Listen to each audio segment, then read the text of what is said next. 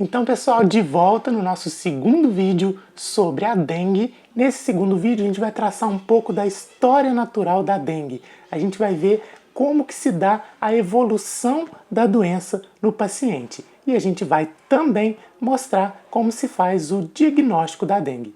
Tudo isso depois da vinheta.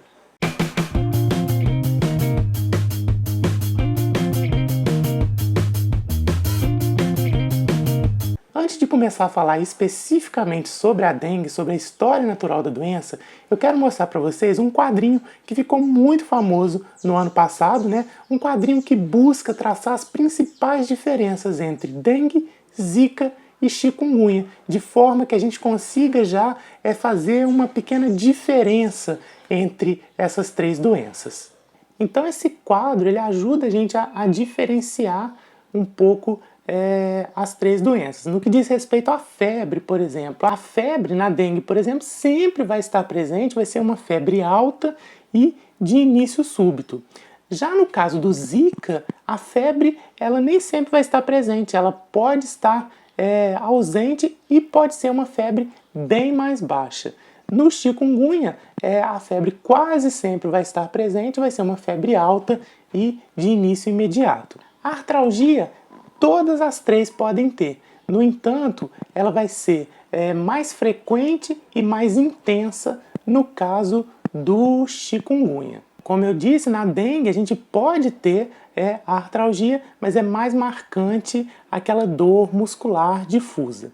E no Zika, a dor articular ela pode existir, né? Ela vai ser mais comum, inclusive em crianças, mas vai ser uma dor mais branda.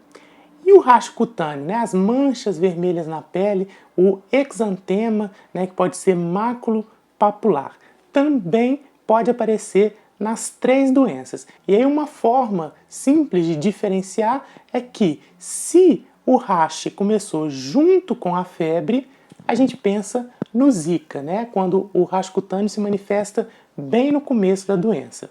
Se começou a febre e o rache veio aí 2 a 3 dias depois, a gente está falando de chikungunya, né? Onde o racho cutâneo é mais comum a partir aí do segundo dia.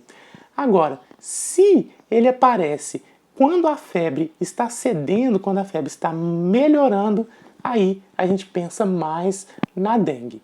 O prurido ele vai ser variável, ele vai ser mais comum no Zika vírus, mas pode estar presente na dengue. E a vermelhidão nos olhos, né, que é muito característica da Zika, né, e não costuma estar presente no caso na dengue. Voltando a falar agora então especificamente sobre a dengue, vamos entender um pouco melhor como que se dá a história natural de evolução da dengue, desde o aparecimento dos sintomas, né, até a resolução do quadro. Esse quadro ele foi feito pela Organização Mundial de Saúde e ele mostra muitas características, né, da evolução da dengue. Então, após a inoculação do vírus, né, pelo Aedes aegypti no indivíduo, a gente vai ter um período de incubação que pode durar de 2 a 8 dias. E muitos pacientes, em torno de 60% dos pacientes, podem ficar completamente assintomáticos, né, durante toda a evolução da doença. Então a pessoa tem a dengue e nem sabe que teve. Daqueles que manifestam a doença, cerca de 70% dos casos vão ter a dengue clássica, a dengue que vai se resolver de maneira benigna. Nesse quadro especificamente, a gente começa a analisar então a partir do dia 0 da doença, que seria o momento em que a febre começa a se manifestar. Como eu disse, a febre ela vai ter uma duração aí que vai variar entre 3, 4 a 7 dias, né? A gente vê que é uma febre de início súbito, uma febre muito alta, e aí é importante a gente ficar atento porque os sinais de alarme, né, a chamada fase crítica da dengue, que pode levar a uma complicação da dengue, que está marcado de cinza, né, aqui no quadro, é justamente aquele momento em que a febre começa a baixar. É nesse momento que a gente precisa ficar atento, porque é o momento em que acontece a desidratação, que acontece o choque, o sangramento e a disfunção orgânica que pode ser derivada de uma infecção pelo vírus da dengue. A gente vê que laboratorialmente é nessa fase crítica que a gente vai ter, por exemplo, a queda das plaquetas e o aumento do hematócrito, né, que são aí decorrentes dessa perda de volume, dessa perda de líquido pelo qual o paciente pode passar nesse estágio crítico. Então a gente pode dizer que a dengue ela pode ser dividida em 3 fases, né? Uma fase aguda, que é a fase febril, que corresponde aí aos primeiros 3 a 7 dias. A gente tem uma fase crítica, né? Que vai durar aí cerca de 3 dias, que é aquela fase onde a gente precisa ficar atento aos sinais de alarme, aos sinais de choque. E a gente tem uma fase seguinte, que é a fase de recuperação, né? Que é quando o indivíduo então vai se recuperar da doença, vai retomar, né, o organismo à condição normal. A gente vê aqui nesse último pedaço do quadrinho uma característica interessante da dengue, é que a viremia, né, a carga viral no sangue, ela vai durar aí em torno de 4 dias. Após 4 dias, eu provavelmente não vou detectar o vírus mais no sangue do indivíduo. E isso vai ser importante para o nosso diagnóstico. E aí a gente vai ter a subida das imunoglobulinas, né? Dos anticorpos, que também vão ser muito importantes no diagnóstico, e a gente vai falar mais sobre eles daqui a pouquinho. Para falar sobre o diagnóstico da dengue, a gente tem que lembrar que a gente tem momentos de grandes epidemias de dengue, como aconteceu no ano passado, né, em que o sistema de saúde ele acaba não dando conta de absorver completamente a demanda, e aí nesses momentos o diagnóstico da dengue ele acaba sendo eminentemente clínico, né? Muitas vezes não é possível fazer um diagnóstico de certeza e aí o diagnóstico acaba sendo clínico e epidemiológico, né? Se você está numa época do ano em que o vírus está disseminado, se você está num local em que o vírus está circulando muito ativamente, um quadro típico, né, um quadro como esse que a gente mostrou, um quadro febril, agudo, de febre alta e dor retroorbitária, né, acaba sendo diagnosticado como um caso suspeito de dengue e conduzido dessa forma, ainda que a gente não tenha uma confirmação laboratorial. E isso é importante porque a gente tem que lembrar que caso suspeito de dengue, não caso confirmado, mas caso suspeito, é um caso de notificação compulsória. A simples suspeita de um caso de dengue já gera a necessidade da notificação. Então, o diagnóstico clínico da dengue, ele vai se basear primeiramente na história clínica, né? A gente vai saber o início dos sintomas, a gente vai saber a epidemiologia, como eu disse, né? A gente vai procurar a presença de sinais de alarme e no exame físico a gente vai pesquisar os sinais vitais, o estado de consciência do paciente, a hidratação, o estado hemodinâmico, né? Sempre em busca de sinais de alarme, de sinais de gravidade da doença. Nesse sentido, um teste muito importante e típico, né, da pesquisa da dengue é a prova do laço. A prova do laço é um teste que se faz, né, para observar a tendência de sangramento, né, do paciente, né, a tendência de um sangramento induzido.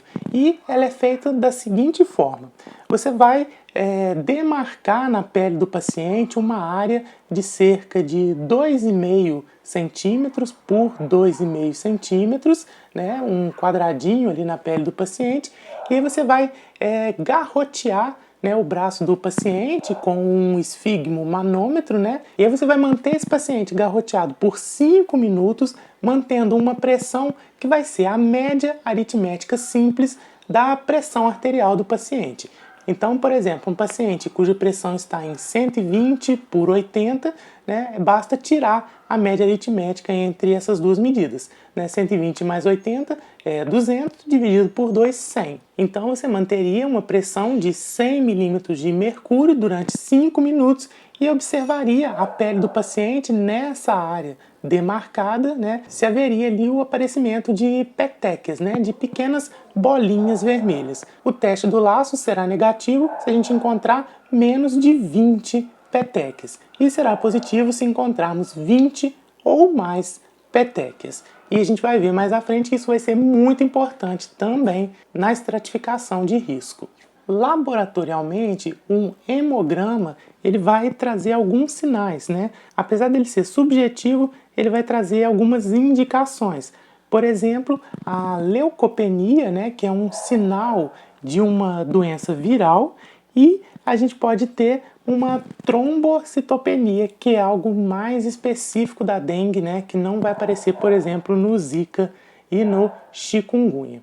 O diagnóstico mais fidedigno da dengue é feito através do NS1. NS1 é uma proteína estrutural do capsídeo do vírus. No entanto, como eu falei, a viremia ela dura aí até por volta do 4º dia. Portanto, a gente só pode fazer a dosagem do NS1 até o 4º dia.